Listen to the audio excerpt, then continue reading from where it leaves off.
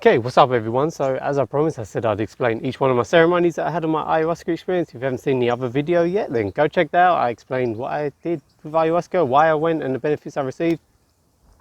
But I also said I'd explain each individual ceremony. I did a total of 4 ceremonies. The reason I'm doing an individual video on each one is because it's too long to explain in one whole video.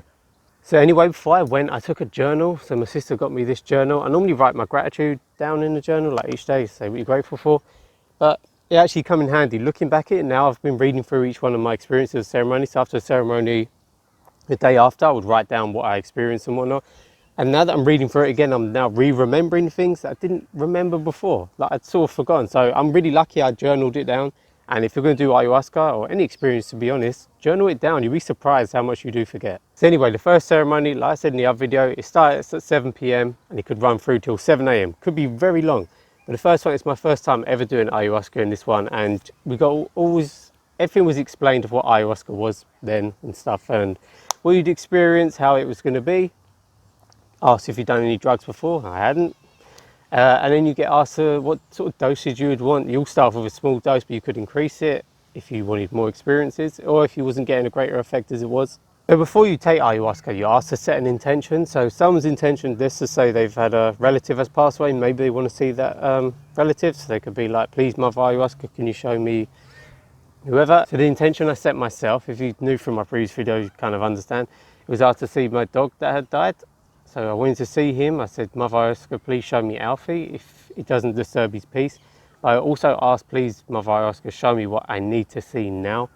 Because still, I didn't know what I was going to experience. I didn't know what to expect. So I was kind of just going with it. So anyway, I set my intention and then drank the ayahuasca. And then you go back and you sit down back of your bed.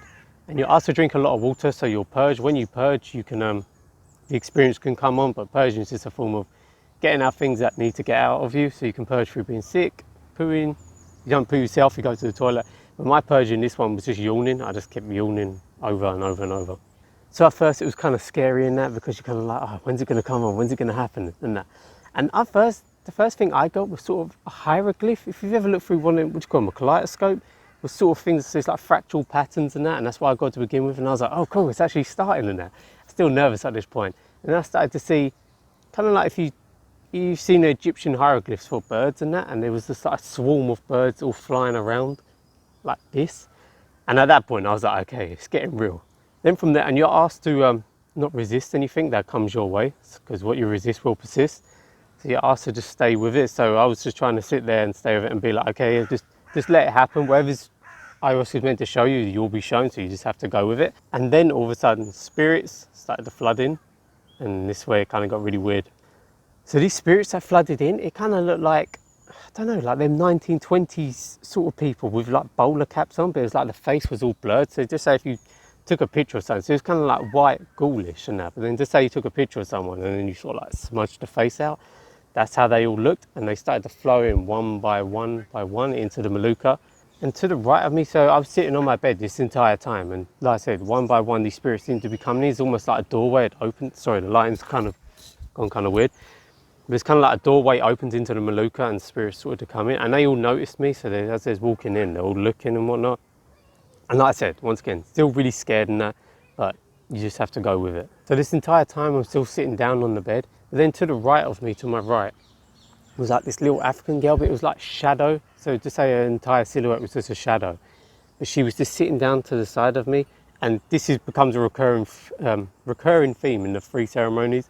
So anyway, she's sitting down beside me and all these other spirits started to flood in. And I'm not going to lie, at this point I did start to get scared. I thought, oh crap, because then they started coming towards me. And I've done a drawing of, so there was these 3 spirits that come towards me. And if you've ever seen the film The Mummy, you know, like the warriors he sends out, they're sort of Egyptian people with them like long hats. I actually did a drawing of it here. I put it up. It's not the best drawing, my drawing skills are lacking. But these 3 spirits come towards me and I'm still laying down on the bed. So I'm sitting there and then they come over to me and like I said, still not resisting and that, just trying to go with it, but kind of scared. They come over and they literally sat on the bed and the bed went like that. So it's a mattress on the floor, but the mattress, the weight pushed down. And when that happened, I thought, oh my God. Because part of me was still believing, is this just in your mind? Is this just a hallucination? But Literally, so I was sitting up with knees up like this, come down, and then the spirit grabbed my leg, it was my left leg, drew it out, and then placed his hands onto my knee, and it felt like a really warm kind of liquid thing was going onto my knee, and I was thinking, oh, if I wet myself, but it wasn't that. It just felt like a really warm sensation was on my knee, and it was just looking at me and rubbing this knee. And I'll tell you why that was in a minute. So then they ended up going, and then all of a sudden I just felt really great and really confident. It was kind of like, I don't just say, when I say like I felt really great and confident, what I mean is like, just say if like you're moving your arm about, there's like no resistance. It's almost just like I'm freely flowing, and it just felt really, really good. But then for some reason, it was kind of like I ended up getting like a wave of darkness come over. It was kind of like sort of a tidal wave type thing. And then that kept waving over, like boom, boom, boom. And the spirit started coming around, and the guy Stacey come around and said, like, you have the people come around and ask you what you're experiencing and how you're feeling, how to deal with it if you're in any sort of bother. And I was saying, I see spirits and that, and he said, are they good spirits? And I said, yeah, everything seems fine, which it did at that time. But then I kept getting this wave of darkness come over, and then I remembered my dog that had died, Alfie, and it's kind of like, what I now know is that ayahuasca was helping me get over it, not get over it as in forget about it, but help deal with the issue. Well, it's not an issue, is it? It's help deal with the passing. So then, and it's really odd, but I started crying, but only from my right eye. It was just tears streaming and that, and all of a sudden I just was like bawling. But like, just say if you just like, you become an emotional wreck and you just let it all out, but it was only tears flowing from my right eye, which I still don't really understand why that was. But I was just literally crying over him. I wanted to see him, and then, but it was getting it out of me in a way. I think I repressed a lot of emotion with him when he passed. I sort of tried to, just went, you know, you just go straight back to what, like life goes on. When someone passes and that, you just, life moves if you, with or without you, or just carry on moving. So I ended up still just going to work, going to gym. I constantly tried to block it out because I just wanted to, not, I suppose, not that I wasn't dealing with it, but I was just kind of trying to occupy myself to not dwell on it. But now I'm realizing it's not a bad thing to, you shouldn't repress the emotion, you should feel it. If there is someone that's passed in your time and that, and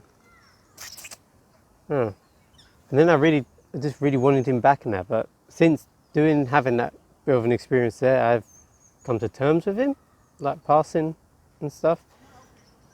And it's kind of a cool thing, because we got the next day and that there was someone whose parent had passed and that, and trying to deal with that. And the guy Drew had a similar thing where his dad had passed one time, and he'd asked ayahuasca to help him, not, like I said, not get over it, but help him deal with it.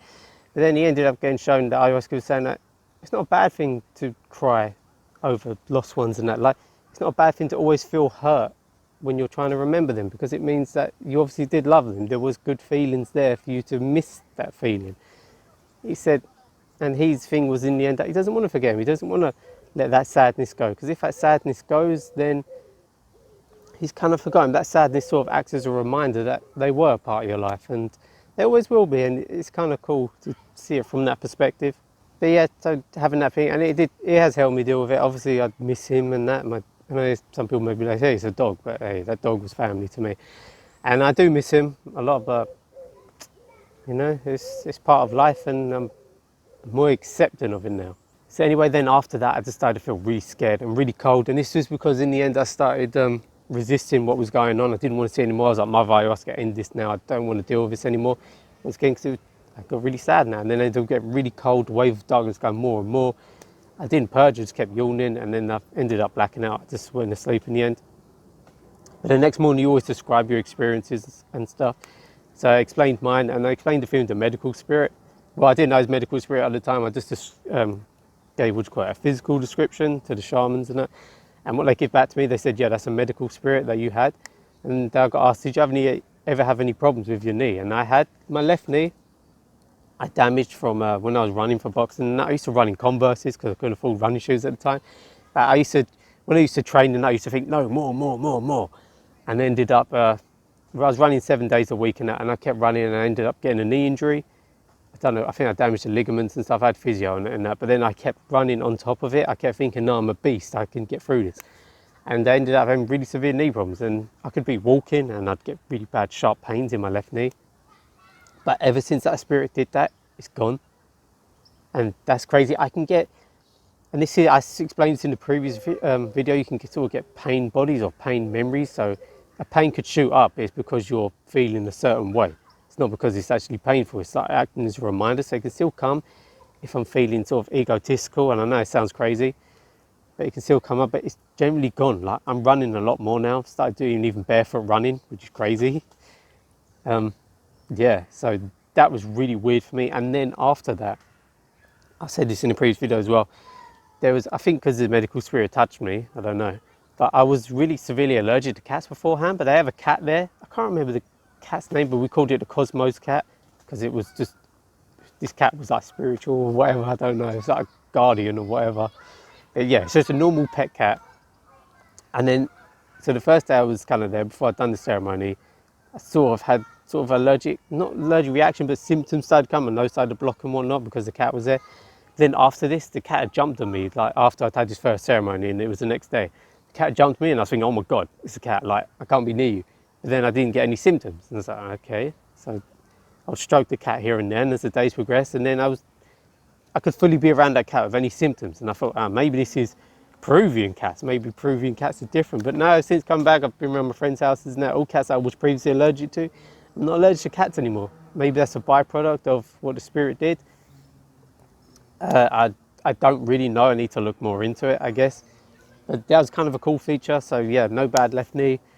Not allergic to cats. And I learned to accept what happened to my pet dog Alfie. And when I say ayahuasca always works with you, it really does. Like, I just had something the other week happened to my other dog, but it all worked out in the end, like, thank God. But it was different this time. I wasn't trying to force things to happen. I was more so trusting in things, that things would work out, if that makes sense. So yeah, this isn't the longest video. As the ceremonies went on, they get more intense, and they say the perfect time is to do ceremonies for 2 weeks. You do a total of 6 ceremonies. I did 4.